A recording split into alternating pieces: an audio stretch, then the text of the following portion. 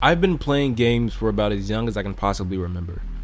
I have memories of me sitting on my living room floor playing Todd the Tasmanian Tiger on my PS2 and then immediately going over to my friend's house to play Halo 3 on his Xbox because for some reason at home I wasn't allowed to play shooters. Which is weird because Todd shoots boomerangs. Or throws boomerangs? I don't know. Anyway, there are games that I hold dearly to my heart, but then there are games that I honestly want to take a big fat fucking shit on. And yes, I'm talking about you. I digress. And with that being said, this entire list is my opinion, and if you don't like it, you don't have to agree with me. Like everyone else, you are completely entitled to your own opinion to agree or disagree. I feel like these are the games that have shaped me into the man that I am today. I feel like without these games, I wouldn't be the same. I have a special memory or experience embedded in these games, and I feel like without it, I'll probably be a different person. Enough of that shit. With that being said, here's my top 10 games of all time. Fuck this game in its entirety. I was only 1 when this game was released, but I was 3 when I experienced it for the first time. Let me be frank, I have never played this fucking game at all, which probably had you asking, oh, what the hell is it on this list? Because Silent Hill is the reason I don't play the genre that is horror games. I don't like horror movies to begin with, so what makes you honestly think I want to play an interactive version of the one thing I hate the most? Silent Hill was the first horror game I've ever interacted with, and it certainly won't be my last. Silent Hill goes on this list because it's a game that completely cut me off to the demographic that is horror games, so it deserves its recognition. It's also the number 10 spot for that reason alone. Did I mention fuck this game? 2 out of 10. I've never beaten this game. I played this game a total of 15 times and not once came close to beating it. Why? Because this shit is so fun. And it honestly gets boring really fast. Don't get me wrong, I'm a sucker for post-apocalyptic video games because Mad Max is honestly one of my favorites of all time. Fallout 4 is just literally the perfect game. Your wife, dead. Your baby, kidnapped. The world, destroyed. Dog, fucking meat. This game is the epitome of apocalyptic and chaotic, which makes the most fun. But after 15 hours, the shit kind of gets boring. But for some reason, every year, I still come back to it and do some ridiculous shit to my character's face. 6 out of 10. Tell me what you see when you hear this. And if it's not this cracked out, coked up, spinning marsupial, then you, my friend, are literally missing out. People who played Crash as a kid are either depressed now, don't sleep till 5 o'clock, or honestly don't even know what sleep is at all. And if you are one of those people, then welcome to the club. Here's the thing.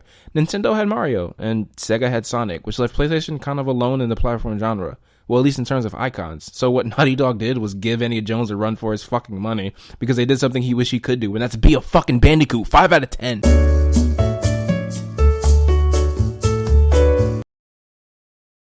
Yeah, shit made me cry.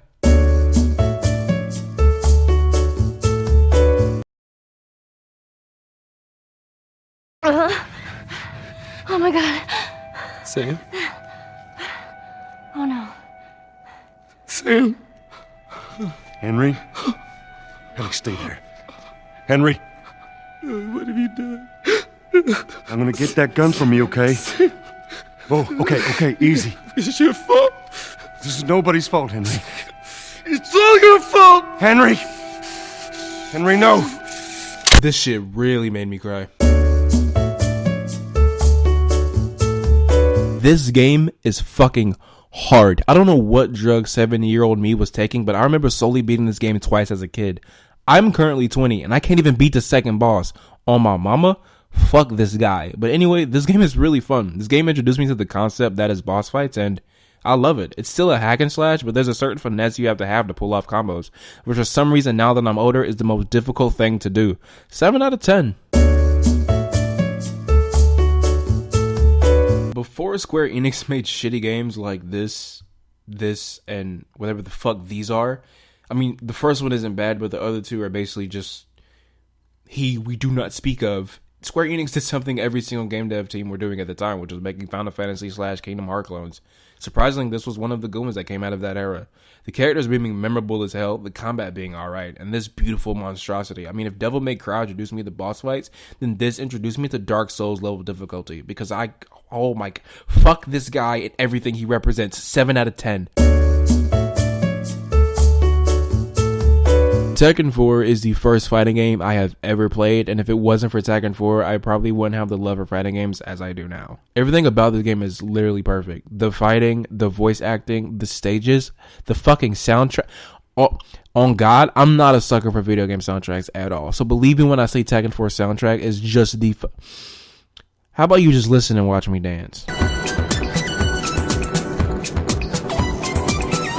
So best believe when Tekken 7 came out, you bet your fucking ass I changed the entire soundtrack to Tekken 4. Oh yeah, they let you do that. The only reason this doesn't get higher rating on my list is because in Tekken 7, they don't let you play as King with the perm. Bring him back. Hashtag King with the perm. 8 out of 10. Snoop Dogg versus Busta Rhymes. Exhibit versus Ludacris. Yo Mama versus Yo Mama. This game had everything. Bats, pipes, escalades, SUVs, nut grabbing, hair pulling, wrestling, drunken boxing. The list goes on. I'm not going to go in depth because that's a video for a whole nother time. But I want to leave you with this one thing that made this game phenomenal. I'm going to show you this one thing that makes this game the best game of all time. I'm going to take your tongue out and lick my ass with it. Perfection. 10 out of 10.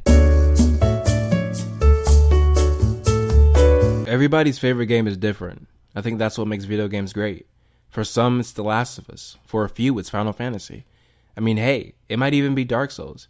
I see it as the beauty of video games. For me, I feel like without this game, my life would be different.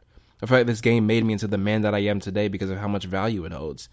With that being said, my favorite game is motherfucking Weaker Garfield, bitch. You ain't never played a game like this. Look at the combat. Look at the fucking gun mechanic. Don't get me started on the graphics. Look at these fucking graphics. This game is the blueprint of all of your favorite fucking games.